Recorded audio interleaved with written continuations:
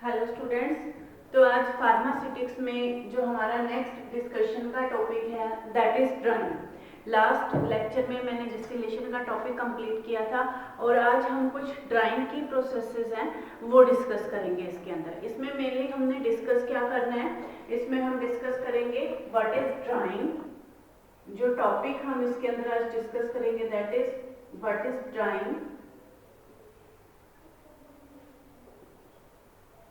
What are the purpose of drying, कि हमें क्यों ड्राइंग की जरूरत पड़ती है, किसी भी मटेरियल को सुखाने की क्या जरूरत पड़ती है। What are the different types of dryers,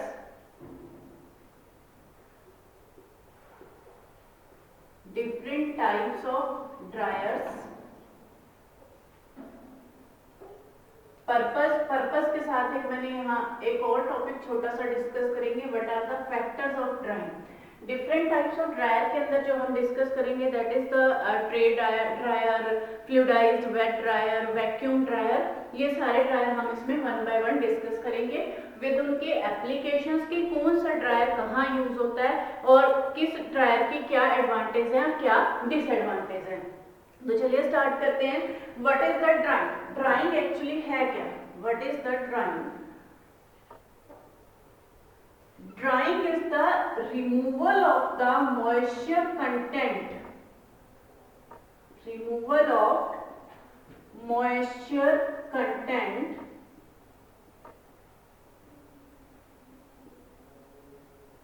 from a material।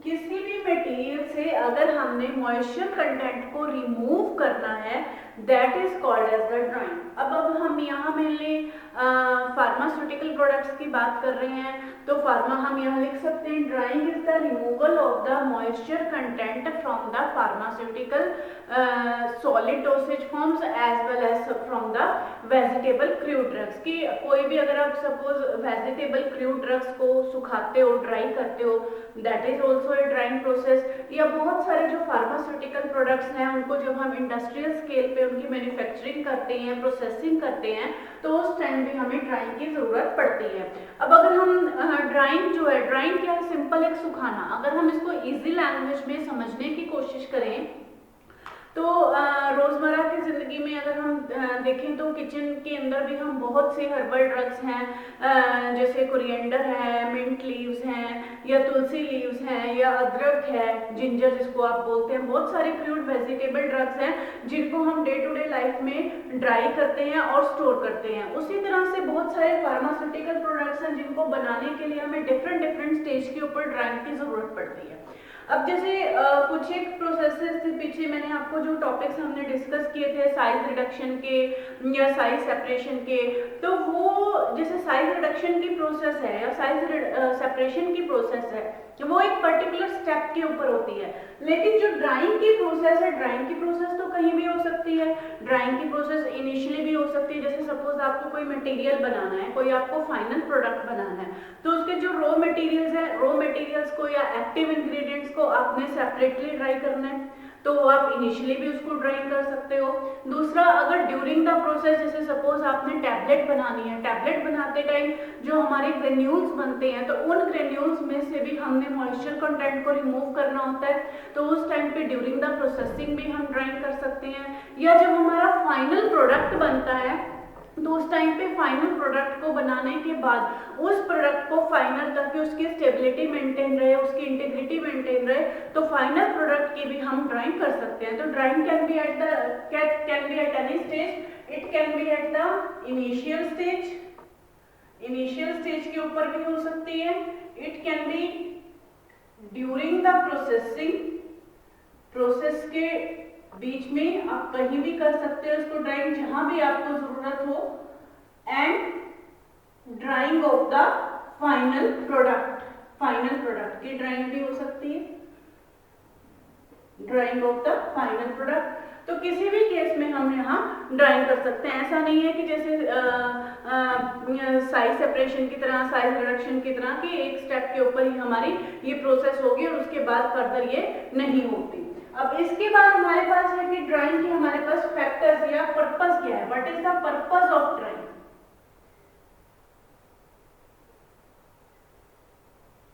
First purpose तो है हमारे पास ड्राइंग का to reduce the weight, first is to reduce the weight of any product, drying का मेन पर्पस क्या है, क्योंकि कोई भी प्रोडक्ट होगा तो उसके अंदर मॉइस्चर कंटेंट भी होगा, तो उस मॉइस्चर कंटेंट को रिमूव करने से फाइनल प्रोडक्ट का जो वेट है ऑटोमेटिकली रिड्यूस हो जाएगा। तो उसका वेट रिड्यूस करने के लिए हमें ड्राइंग की जरूरत पड़ती है to maintain moisture content in the product, product के अंदर हमें मॉइस्चर कंटेंट भी मेंटेन करना पड़ेगा, क्योंकि जो मॉइस्चर कंटेंट है या जो वाटर है या जो मतलब उसकी वजह से बहुत सारी प्रॉब्लम्स हो सकती हैं, होमोलिटिक डिग्रेडेशन भी हो सकती है ड्रग की, या जो ड्रग है उसकी इंस्टेबिलिटी भी हो सकती है, मॉइस्चर कंटेंट की वजह से ड्रग का वेट भी बढ़ सकता है, उसके अंदर बैक्टीरियल ग्रोथ भी हो सकती है, फंगल ग्रोथ भी हो सकती है, तो इसलिए एक लेवल तक हमें ड्रग का मॉइस्चर कंटेंट भी मेंटेन करना पड़ेगा। तीसरा, to avoid the homolytic, to avoid the degradation of the drug, degradation of the drug, drug की जो डिग्रेडेशन है उसको रिमूव करने के लिए, अवॉइड करने के लिए। Fourth one is to avoid bacterial and fungal growth,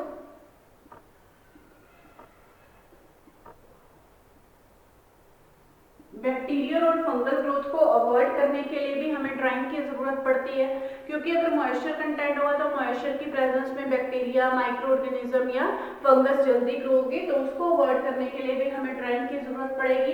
fifth one is tablet जब हम बनाते हैं, that is drying of granules, उस टाइम पे हमें ग्रेन्यूल्स की ड्राइंग की जरूरत पड़ती है, drying of granules to maintain the flow properties, to maintain the flow property. अब ये फ्लो प्रॉपर्टीज क्या चीज है? फ्लो प्रॉपर्टीज का मीनिंग है, जैसे आपके टीवी के अंदर बहुत बार कैप्टन कुक नमक की या टाटा सॉल्ट की आपने एड भी देखी होगी कि जिसमें नमक को ऊपर से गिराते हैं कि that is the free flowing salt.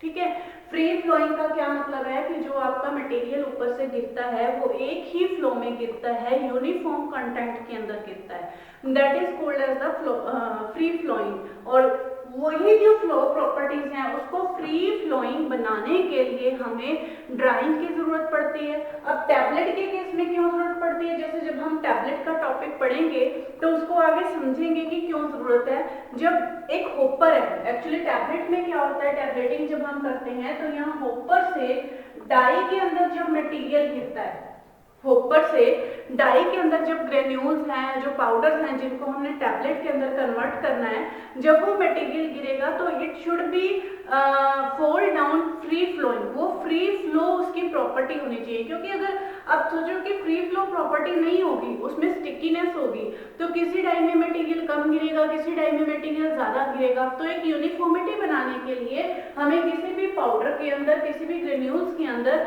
कोई भी ड्राई मटेरियल है तो फ्लो प्रॉपर्टीज मेंटेन करने के लिए भी हमें मॉइस्चर कंटेंट को रिमूव करने की जरूरत पड़ेगी, ड्राइंग करने की जरूरत पड़ेगी। तो ये बहुत सारे फैक्टर्स होते हैं कि why we need the drying to reduce the weight of any product, to maintain the moisture content of any product, to maintain the stability और इंटीग्रिटी ऑफ एनी प्रोडक्ट। क्योंकि बहुत सारे प्रोडक्ट ऐसे होते हैं, जैसे मैंने बताया था कि कुछ ड्रग्स हैं जो थर्मोलेबाइल होती हैं, जो टेम्परेचर के ज्यादा होने से डिग्रेड हो जाते हैं। इस तरह से बहुत सी ड्रग्स होती हैं जो मॉइस्चर सेंसिटिव भी होती हैं, जो मॉइस्चर के ज़्यादा होने से डिग्रेड हो जाती है, उनकी स्टेबिलिटी कम हो जाती है। तो वर्ड बैक्टीरियल और फंगल ग्रोथ, बैक्टीरिया और फंगस की ग्रोथ मॉइस्चर की प्रेजेंस में ही होगी। जैसे घर में आप डे रूटीन में देखोगे तो बहुत सारे किचन की आइटम्स हैं, उनको टाइम टू टाइम ड्राई करना पड़ता है। क्यों? क्योंकि उनके अंदर मॉइस्चर कंटेंट होने की वजह से बहुत से जर्म्स, बहुत से माइक्रोब्स ग्रो कर जाते हैं। इसी तरह से ड्राइंग ऑफ ग्रेन्यूल्स या ग्रेन्यूल्स के लिए, पाउडर्स के लिए, उनकी फ्लो प्रॉपर्टीज को मेंटेन करने के लिए हमें ड्राइंग की जरूरत पड़ती है। तो this is the factor, this is the purpose की why we need the drying. अब ड्राइंग जो मेनली है कुछ फैक्टर्स के ऊपर भी डिपेंड करती है। अब कौन कौन से फैक्टर हो सकते हैं ड्राइंग के लिए, कि which factors will affect the drying of any product.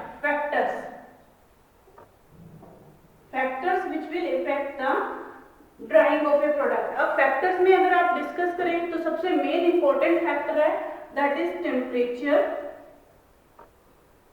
Temperature and humidity of the air. Obvious ही बात है कि आप ड्राइंग कैसे करेंगे, जब आप किसी भी मटेरियल को आप एयर की प्रेजेंस में, मतलब कि हीट प्रोवाइड करोगे उसको, या एयर अगर आपकी ह्यूमिड नहीं होगी तभी उसकी ड्राइंग होगी। अगर एयर के अंदर ह्यूमिडिटी भी ज़्यादा है, टेम्परेचर भी कम है, तो मॉइस्चर कंटेंट आपके प्रोडक्ट से रिमूव होने की बजाय मॉइस्चर कंटेंट और उसमें बढ़ जाएगा। तो वो डिपेंड करता है कि बाहर का आप उसको कैसा एनवायरनमेंट प्रोवाइड कर रहे हो, कि अगर टेम्परेचर हाई है और अगर उसमें मॉइस्चर कंटेंट कम है, ह्यूमिडिटी कम है, then it will be the better conditions for the drying of your product. Second factor जो इसके अंदर होगा that is flow of air और मूविंग ऑफ एयर। कि जो एयर है ऐसा ही है कि सिर्फ टेम्परेचर हाई हो और ह्यूमिडिटी कम हो तो उससे ड्राइंग होगी उससे ड्राइंग, लेकिन एक इफेक्टिव ड्राइंग के लिए, फास्ट ड्राइंग के लिए ये भी जरूरी है कि जो आपकी एयर है वो मूवमेंट में होनी चाहिए, आपकी एयर है वो मूविंग एयर होनी चाहिए। देखिए अगर आप कोई भी मटेरियल है, उस मटेरियल को हम ड्राई कर रहे हैं, ड्राई करने के बाद जो उसके वेपर्स होंगे, अगर आपकी मूविंग एयर होगी एनवायरनमेंट के अंदर, तो मूविंग एयर उन वेपर्स को रिप्लेस करेगी इजीली। मूविंग एयर वेपर्स को जब रिप्लेस करेगी तो आपका जो मटेरियल है उसकी ड्राइंग बहुत ज्यादा फास्ट होगी। तो ये फैक्टर्स हैं, जो टेम्परेचर होगी, ह्यूमिडिटी होगी, फ्लो ऑफ एयर होगी, स्पीड ऑफ एयर होगी, ये सारे जो फैक्टर्स हैं जो आपकी ड्राइंग को इफेक्ट करेंगे, मॉइस्चर कंटेंट को रिमूव करने में हेल्प करेंगे। किसी भी चीज की जब हम ड्राइंग करते हैं, आप हमेशा एक चीज ध्यान में रखना कि किसी भी चीज को जब हम ड्राई करते हैं तो स्टार्टिंग में अगर हैवी मॉइस्चर कंटेंट है, वो चीज जिसको आप ड्राई कर रहे हो, सपोज एक पाउडर लेते हैं, उस पाउडर को अगर आप ड्राई कर रहे हो तो स्टार्टिंग में मानो कि उसके अंदर मॉइस्चर कंटेंट बहुत ज्यादा हाई है, तो उसकी ड्राइंग काफी फास्ट होगी, एक स्पीड से ड्राइंग होगी। लेकिन जैसे जैसे मॉइस्चर कंटेंट उसका कम होता जाएगा, वैसे वैसे उसकी ड्राइंग का रेट भी कम होता जाएगा। ठीक है, तो उसका, और वो तब तक होता जाएगा जब तक कि आपके एनवायरनमेंट के अंदर और आपके मटेरियल के अंदर जो मॉइस्चर कंटेंट है वो इक्विलिब्रियम अटेन ना कर ले। अगर हम रेट ऑफ ड्राइंग, एक अगर मैं इसको कर्व के थ्रू समझाना चाहूं आपको, this is the time on x axis and this is the rate of drying, कि किस स्पीड से आपके प्रोडक्ट की ड्राइंग हो रही है ऑन द वाई एक्सिस। इसको अगर मैं आपको समझाना चाहूं तो ये कर्व हमारी आएगी इस तरह से कि यहाँ हमारे पास मॉइस्चर कंटेंट, ये मॉइस्चर कंटेंट है, टाइम है, और यहाँ इस डायरेक्शन में उल्टा हमारे पास क्या है, this is the moisture content. अब ए पॉइंट है यहाँ पर, यहाँ हमारे पास जो है मॉइस्चर कंटेंट कितना है, इतना हमारे मटेरियल के ऊपर। जैसे जैसे हम इसकी ड्राइंग करते जाएंगे मॉइस्चर कंटेंट हमारा रिड्यूस होता जाएगा। एक पॉइंट, सपोज एक, अभी तक तो मॉइस्चर कंटेंट हाई होने की वजह से एक ही सेम रेट से हमारा प्रोडक्ट ड्राई हो रहा था, लेकिन जैसे जैसे इसमें मॉइस्चर कंटेंट रिड्यूस होता गया, उसके बाद रेट ऑफ ड्राइंग भी आपकी स्लो होती गई, और वो तब तक होती जाएगी जब तक कि आपका मॉइस्चर कंटेंट जीरो नहीं हो जाता, और जब तक आपका मॉइस्चर कंटेंट जो है इक्वल टू एयर यानी इक्विलिब्रियम में नहीं हो जाता। This is the curve of the rate of drawing, की कैसे स्टार्टिंग में जो रेट ऑफ ड्राइंग है वो फास्ट होगी, इक्वल रेट से होगी, लेकिन जैसे जैसे मॉइस्चर कंटेंट, यहाँ देखो मॉइस्चर कंटेंट आपका कम हो गया, मॉइस्चर कंटेंट कम होने के साथ साथ जो है रेट ऑफ ड्राइंग है वो भी कम हो जाएगी। So these are the factors. ये थोड़ा सा जनरल व्यू था जो हमने ड्राइंग के बारे में पढ़ा कि ड्राइंग क्या चीज है, mainly what is the drawing, why we need the drawing, which factors will affect the drawing, what will be the rate of the drawing, कि कैसे आप अपने प्रोडक्ट की जो ड्राइंग है उसको फाइंड आउट कर सकते हो कि आपका जो प्रोडक्ट है प्रॉपर ड्राई हो रहा है या नहीं हो रहा। अब हम नेक्स्ट जो टॉपिक डिस्कस करेंगे, नेक्स्ट टॉपिक हम डिस्कस करेंगे that is the different types of the dryers. सबसे जो फर्स्ट ड्रायर है जो मोस्ट कॉमनली यूज होता है that is the tray dryer. Tray dryer, यहां मैंने एक डायग्राम बनाया हुआ है ट्रे ड्रायर का। ट्रे ड्रायर कैसा होता है दिखने में? ये बिल्कुल ओवन की तरह है, जैसे सिंपल एक ओवन होता है। आप लोगों ने लैबोरेटरीज में भी देखा होगा, जैसे घर में भी यूज होता है ओवन, लेकिन उस ओवन का पर्पस डिफरेंट होता है, that is also for the cooking, और उसकी कंस्ट्रक्शन भी थोड़ी डिफरेंट होती है। लेकिन जो लैब स्केल के ऊपर जो ओवन होता है या फिर जो फार्मास्यूटिकल इंडस्ट्रीज के अंदर जो ओवन यूज करते हैं, ठीक है, उसकी कंस्ट्रक्शन थोड़ी डिफरेंट है। This is a square type, और आप ये कह सकते हो कि रेक्टेंगुलर टाइप एक कैबिनेट है, बॉक्स है, जिसके अंदर ये different trays, these are the tray, ये डिफरेंट अलग जो स्टेनलेस स्टील की या किसी भी ऐसे नॉन कोरोसिव मेटल की ट्रेज बनी होती हैं। ये ट्रे बनी हुई है इसके अंदर। ये ट्रेज जो है इस ओवन के अंदर फिट है। आप लोगों ने लैब स्केल में ओवन देखा भी होगा, सिंपल जो लैब स्केल के अंदर ओवन पड़े होते हैं वही सेम ओवन है इसके अंदर। ये जो ट्रेज हैं, these trays are perforated. Perforated stainless steel trays हैं या नॉन कोरोसिव मेटल्स की ट्रेज हैं, these are the perforated. It consist of the perforated trays of non-corrosive metal। Non corrosive जिसको जंग नहीं लगती, जैसे स्टेनलेस स्टील आप बोल सकते हो, नॉन कोरोसिव मेटल। इसके अंदर मेन जो पॉइंट्स हैं वो मैं लिख दूंगी। अब इसके अंदर हम क्या करते हैं, जिस भी मटेरियल को, ये जो लोअर है this is the inlet for the dry air, inlet for dry air, and this is the outlet for air। यहाँ ड्राई एयर नहीं हम लिखेंगे क्योंकि इस एयर में बहुत सारा मॉइस्चर कंटेंट भी होगा जब ये बाहर वापस आएगी। These are the heaters, ये जो है इसमें यहाँ हीटर्स लगे हुए हैं, These are the heaters, ये भी हीटर्स है इसके अंदर, ये सब इसके अंदर हीटर्स लगे हुए हैं। These are the trays, जो ट्रेस हैं जिनके अंदर हमने मटेरियल को लोड करना है, जिस मटेरियल को हमने इसके ऊपर ड्राई करने के लिए रखना है।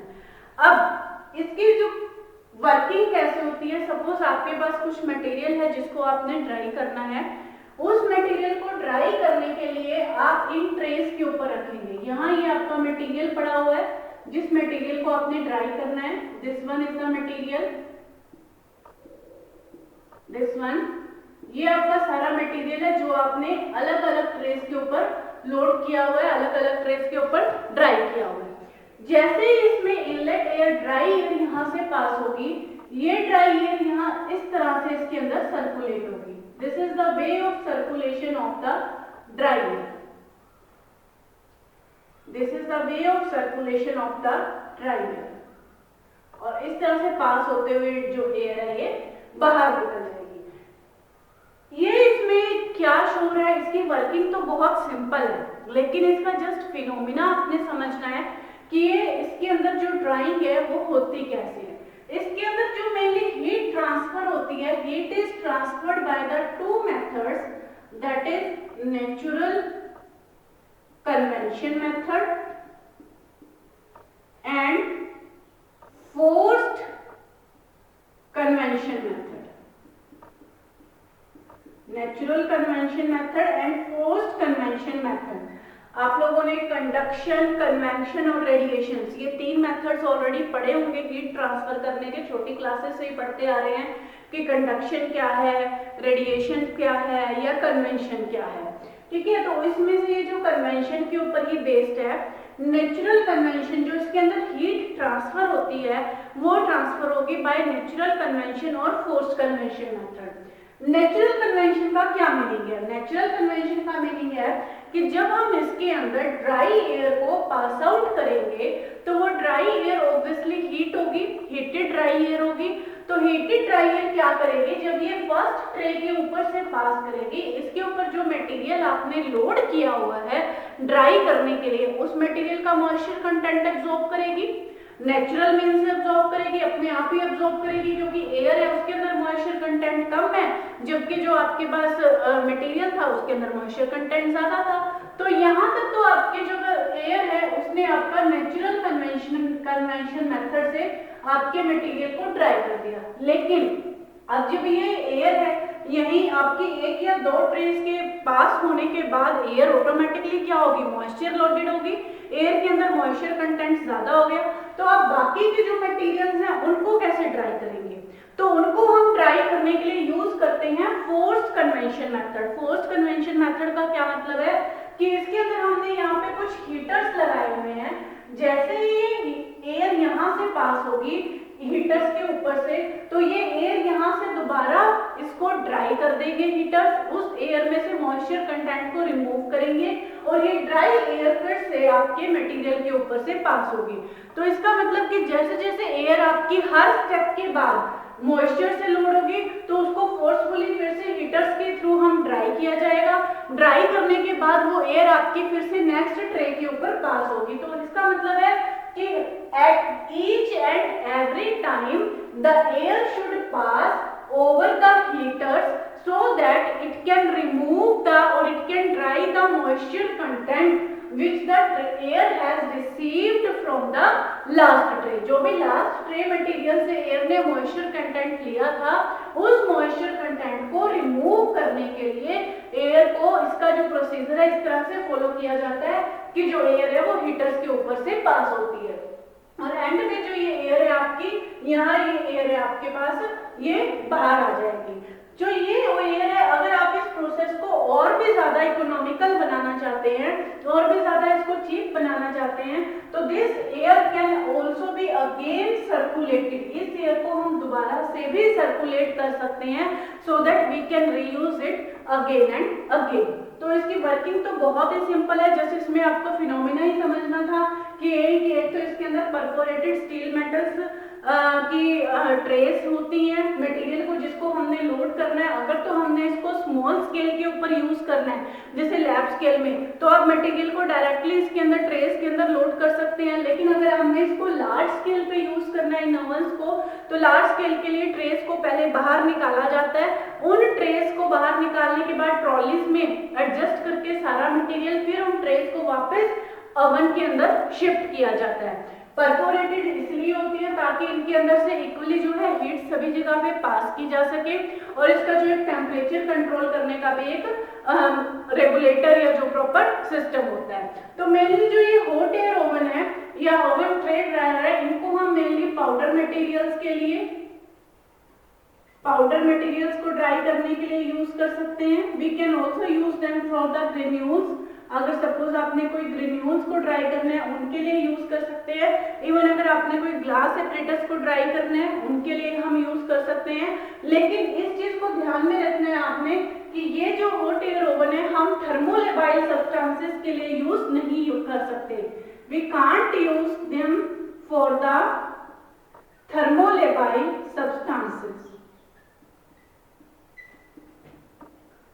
थर्मोलेबाइल सब्सटेंसेस क्योंकि इसके अंदर जो टेम्परेचर है बहुत हाई मेंटेन हो जाता है। हाई टेम्परेचर मेंटेन होने की वजह से क्या होता है कि ये जो आपका मटेरियल है या वो डिग्रेड हो सकता है, इसके अलावा इसको अप्रोप्रिएट करना तो बहुत ईजी है, कोई स्किल्ड पर्सन की जरूरत नहीं है, इसकी क्लीनिंग बड़ी ईजी है, इसको आप इजीली क्लीन कर सकते हो, मेंटेन इजी कर सकते हो। लेकिन इसके डिसएडवांटेज ये है कि कई बार इसमें जो ड्राइंग है वो अनइवन हो जाती है और इसके अंदर हाई टेम्परेचर होने की वजह से जो थर्मल हेवाइल सब्सटेंसेस हैं आप उनको ड्राई नहीं कर सकते। तो ये था हमारा ट्रे ड्रायर। नेक्स्ट क्लास के अंदर हम fluidised bed dryer, vacuum dryer वो कंटिन्यू करेंगे।